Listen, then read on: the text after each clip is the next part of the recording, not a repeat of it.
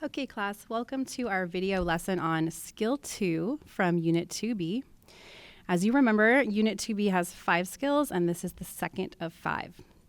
This skill is going back to the idea of factoring polynomials. So polynomials means we could maybe go higher than a degree of 2 and maybe have more terms than 3 in our polynomial. Okay, so I'm going to go through the 3 options quickly. We've got option 1, which is greatest common factor. So I put this one first because you should always check at the beginning of every factoring problem, always check if perhaps there's a GCF. And just as a reminder from Unit 2A, a GCF is a greatest common factor. And then you pull that factor out. So if there is a GCF, you factor it out and then you factor the remaining trinomial. The ones I have in examples 1 and 2 refer back to skill 4 from Unit 2A, which was factoring specifically quadratic equations. Quadratics, by the way, are also polynomials with degree 2. So now you may notice that the examples in number 1 and 2 have exponents that are higher than 2. Right? So the highest exponent here is number 1 is a 4, and the highest exponent here in number 2 is a 3.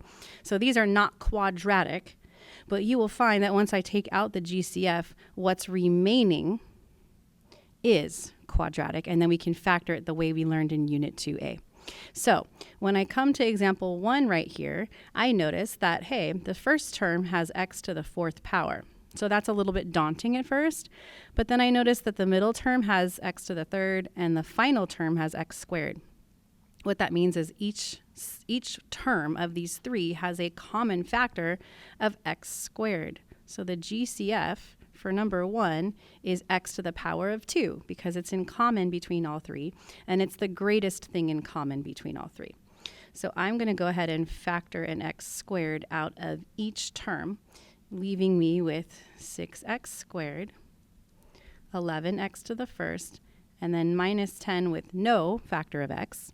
And then remember, when you factor something out, which in this case was x squared, what you're really doing is dividing each of the 3 terms by that thing you factored out. And when you're dividing powers of x, or powers of anything, you subtract the exponents. So x to the 4th divided by x squared, you would do 4 minus 2, so the remaining power is 2x squared. X to the 3rd divided by x squared, you would do 3 minus 2, so the remaining power of x is 1. And then x squared divided by x squared, you would do 2 minus 2, which is 0, which means there is no power of x, or the power of x is 0, which is just 1. You could also think of x squared divided by x squared as the same thing divided by itself, which equals 1. Therefore, it's just 10 times 1 instead of some power of x. Okay, so that's why I have x squared here, x here, and then no x in the 3rd term. So then this guy right here, the remaining trinomial, it looks just like something we would have done back in Unit 2A. It's just like a regular factoring problem. It's got 3 terms. The first one's squared, the middle one is to the 1st power, and the last term is constant. And in this case, the a value, if you will, is not 1.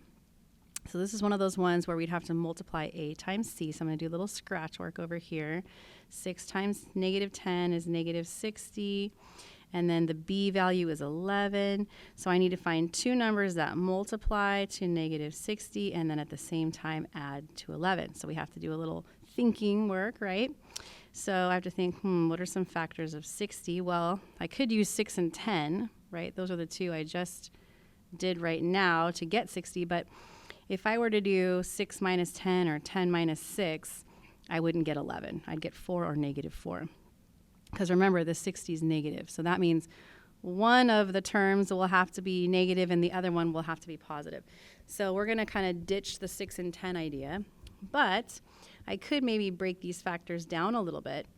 Like I could break 6 into 2 and 3. And then think about maybe 20, right? 2 and 10 is 20 and 3, but that would subtract to 17. I could maybe do 30 and 2, but that would subtract to 28. So it wouldn't be those. So I'm going to keep going here. I could do 5 and 2, multiply to 10, right? So I can kind of mix and match with all these factors. So I'm going to take, these are all the factors, by the way, of 60, right? I've got 2 2's, a 3, and a 5. Those are the prime factors I got when I factored 60. What I notice is 2 and 2 is 4, right?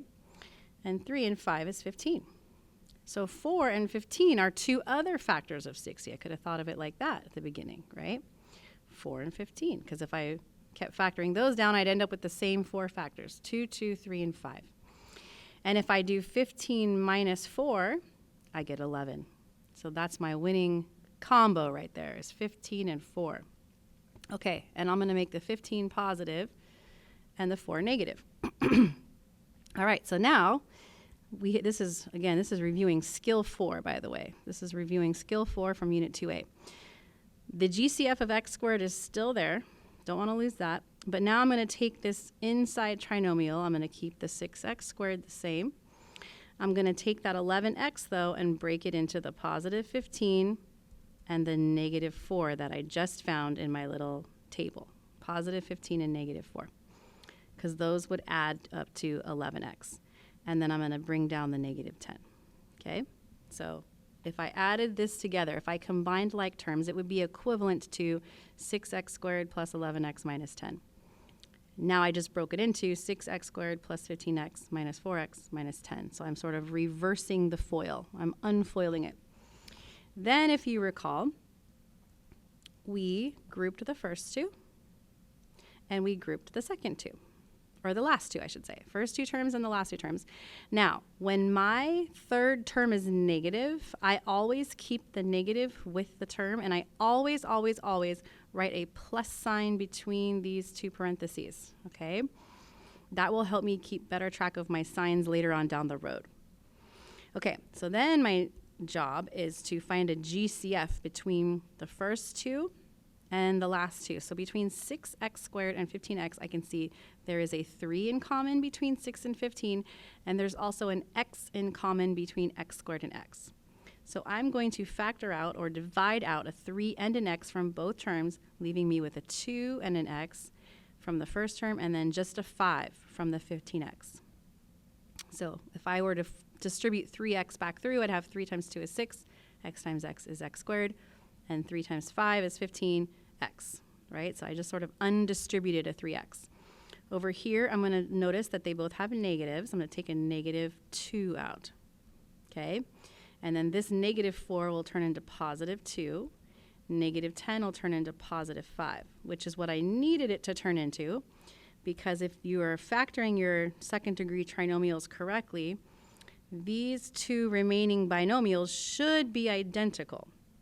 When you take out the GCF of the first two and the last two, you should have a remaining trinomial that becomes identical, and then that becomes your common factor for you to factor out. So I'm going to move over here. So I've still got the x squared on the outside. Notice I never dropped my GCF. I carried it all the way through. Meanwhile, on the inside, I'm going to factor out that 2x plus 5, okay, from the 3x and the minus 2, and then I'm going to notice that's what I have remaining. That's my remaining factor, 3x minus 2. So these are the three factors, 1, 2, and 3, x squared, 2x plus 5, and 3x minus 2. These are the three factors that result in this polynomial up here. In other words, if I multiplied all of this together, I would end up having 6x to the fourth plus 11x cubed minus 10x squared.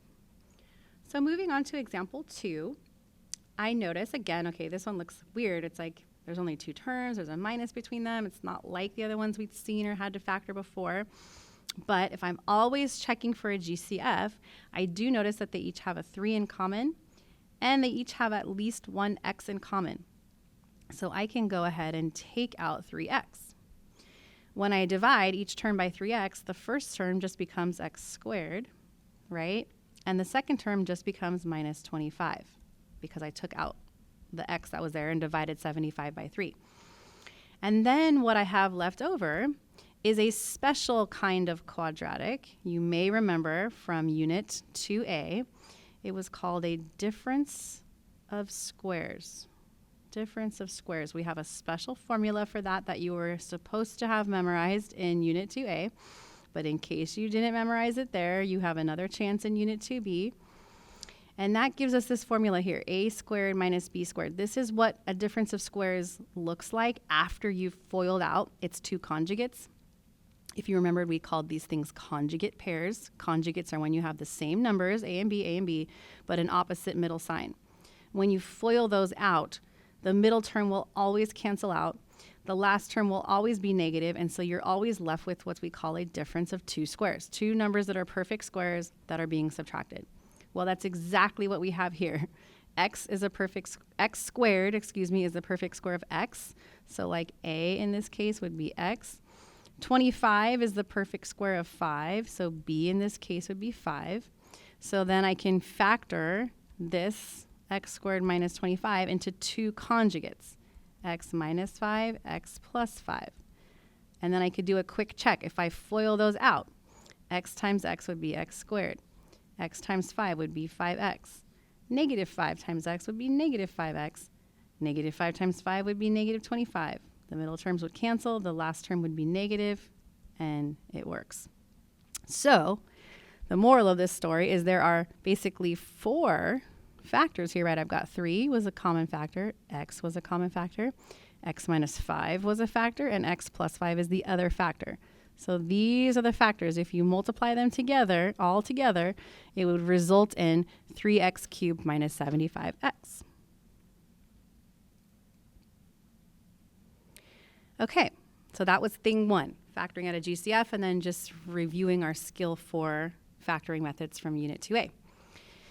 The next option is when it isn't like something from Unit 2A, and you have to use a strategy called factoring by grouping. Now, I want to say this method doesn't always work, okay? So we can only use it when it works. When it works, this is how it will work, okay?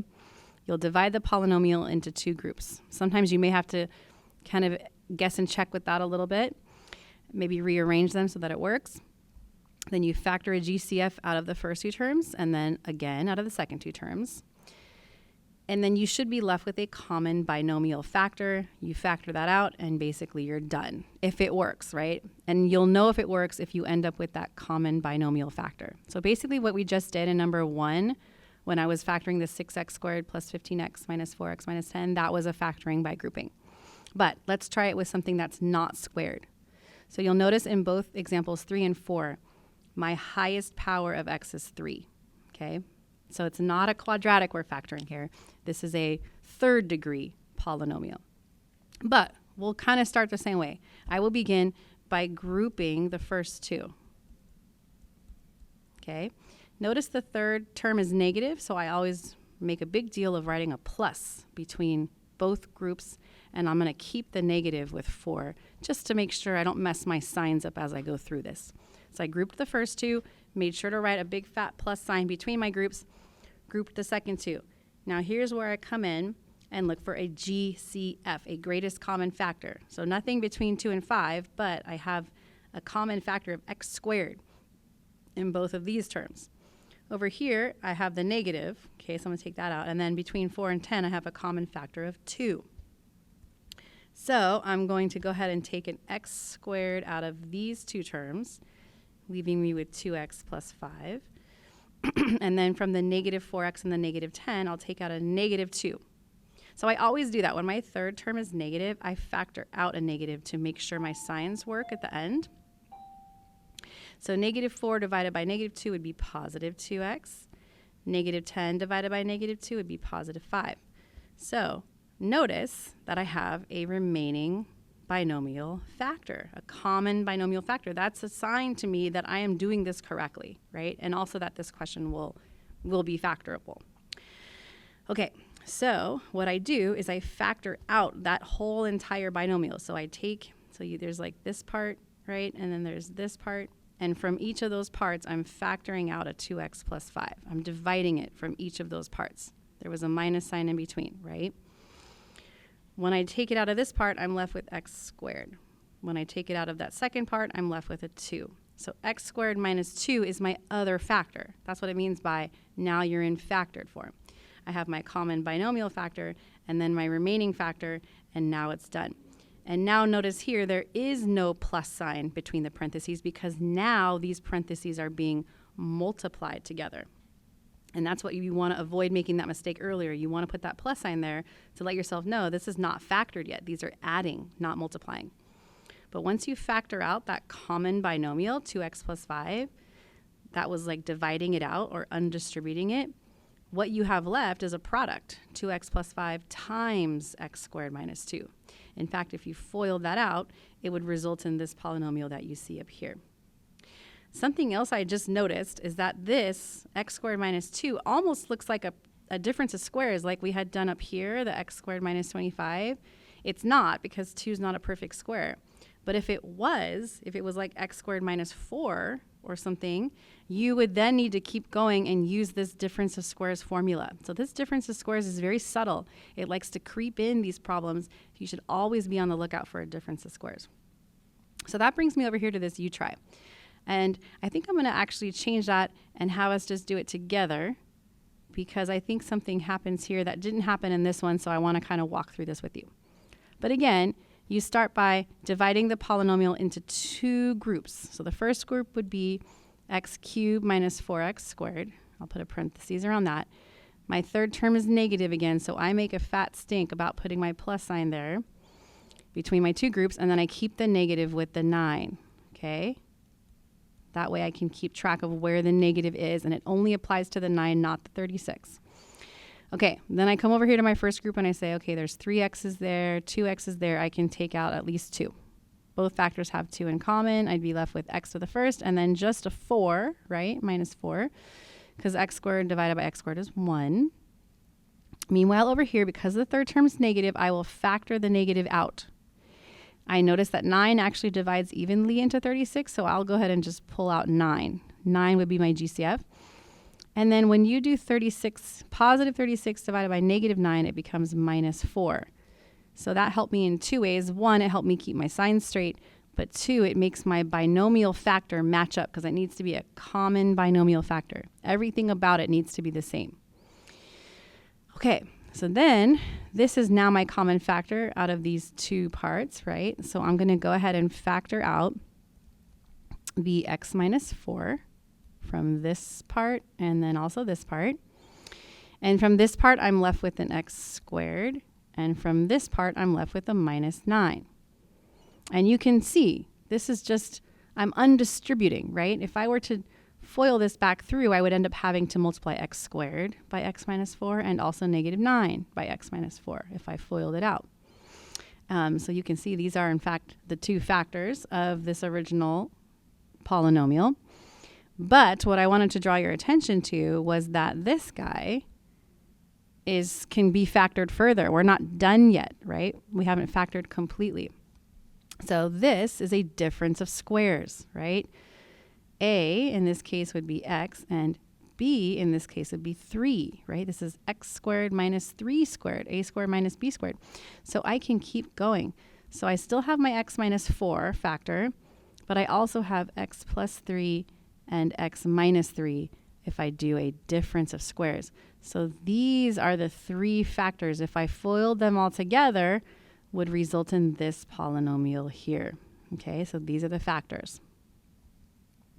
Lastly, you have another formula to learn for Unit 2B, and it's called the sum and difference of cubes, right? Because now that we're in Unit 2B, we're not just squaring things. Sometimes we're cubing things, fourthing things, fifthing things. You know, we're going into powers higher than 2. But this will be the last formula for a factoring, and it's sum of cubes. So notice, sum of cubes and difference of cubes is very similar to difference of squares, right? It's two terms. Sometimes there's a plus, sometimes there's a minus in between, and then they're both cubes. So this one was called difference of squares because things were squares, right?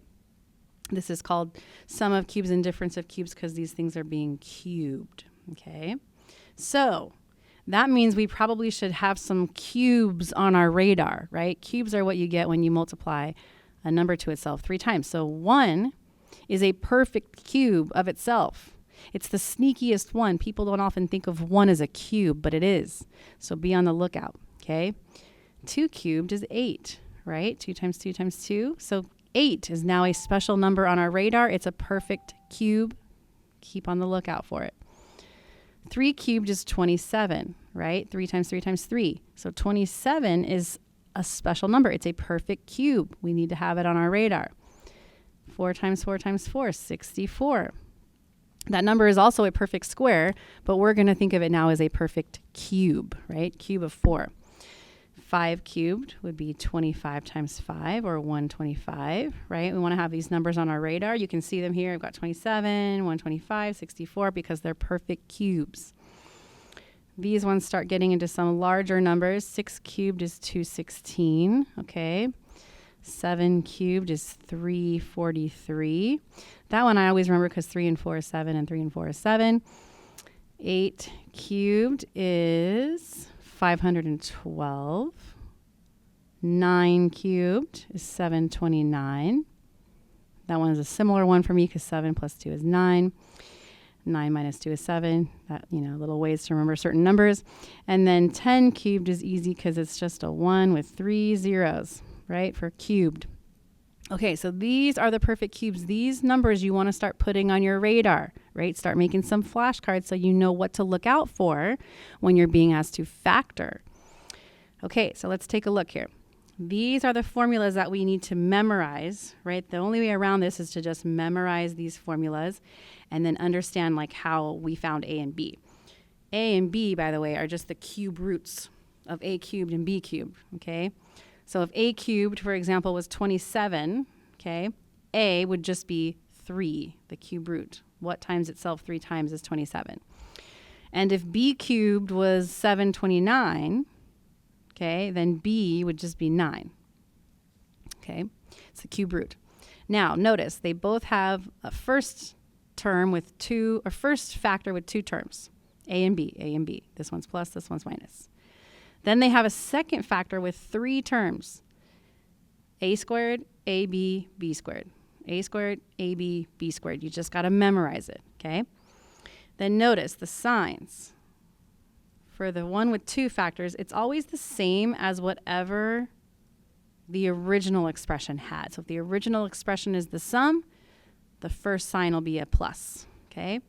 Second sign is always opposite, whatever the first one was. And the third sign is always positive, no matter what, okay? So we have an acronym for that, SOAP. SOAP, okay, like soap in the shower. All right, over here you see the same thing. This was a difference of cubes, so we have a difference to begin with, that's same. Then it changes to a plus, that's opposite. And then the last one is always positive, okay? So when in class, when you're going, how do I factor this? I'll probably say something like, oh, soap. I want you to know what that's referring to, and that's referring to this formula here and here. The SOAP part just helps us remember the signs. We have to make an effort to memorize the rest of it. Okay, so here's how it works. So here's example 4. I've got x cubed plus 27. So this, first of all, I noticed a couple things. 1, 2 terms only, right? The ones with 2 terms are special. 2, I've got perfect cubes. X cubed is a perfect cube of x. And 27 is a perfect cube of 3. So this is like x cubed plus 3 cubed. So I've got my A, I've got my B. It's a plus, so I'm going to do A plus B, which is x plus 3, based on this first part of the formula. I know the second one will have 3 parts to it. It'll have an x squared. It'll have a 3x. It'll have a 3 squared, which is 9. This second sign is opposite, and the third one's always positive. So plus, minus, plus. A, B, A squared, AB, B squared. Boom, done. Those are my answers, okay? But we should always check with FOIL. Check with FOIL, especially if it's on a test. We can save ourselves some corrections later if we just kind of check it right there on the spot. So I'm going to do foiling a 2 and a 3. You basically just distribute the x to each thing, okay? So x times x squared, maybe I'll write that out. When you're foiling a 2 and a 3 together, you just distribute twice. So x distributed there, that's x cubed minus 3x squared plus 9x, right? And then I'll distribute again. And usually what I do is I line them up when I distribute. I line up the like terms. So when I distribute the 3, I get 3x squared. I line that up under the other x squared term. And then 3 times negative 3x is negative 9x. I'll line that up under the x. 3 times 9 is 27. It doesn't line up under anything because there was no constant in the first one. And then I combine like terms. I notice these cancel, and I'm left with x cubed plus 27, right? The middle terms canceled out. Boom. So that means these are the right factors. Check in with FOIL. All right, moving on to example 5. This one's really weird. I've got big numbers. So big numbers is usually a sign, maybe they're perfect squares or perfect cubes, right? Why would Miss Lansner throw in a 125 and a 64? Those numbers are special, right? So we go back to our little perfect cube chart and go, oh, those are the cubes of 5 and 4. And it's 2 terms, so it's the difference of cubes, right? It's one thing cubed minus another thing cubed. So A, in this case, would be 5 and x. If I cube 5x, I get 125x cubed. B, in this case, would be 4, because 64 is 4 cubed. All right, 125x cubed was 5x cubed. 64 was 4 cubed. I'm subtracting. I'm taking a difference between 2 cubes. I got a formula for that. So it's A minus B, right? A minus B, same sign as the original problem. Then I got 3 terms, A squared, AB, B squared, right? So this is 5 squared. That's how I got the 25. And then this is 5 times 4, right? AB. And then that one's 4 squared. And then it's plus and plus, minus plus plus, because the third sign is always positive. The middle sign is opposite, right? So there we go. And you could check this one with FOIL as well and see that it does, in fact, the middle terms will, in fact, cancel, and you'll be left with 125x cubed minus 64. That's it for this outline. We're going to practice these tomorrow in class. I'll see you there.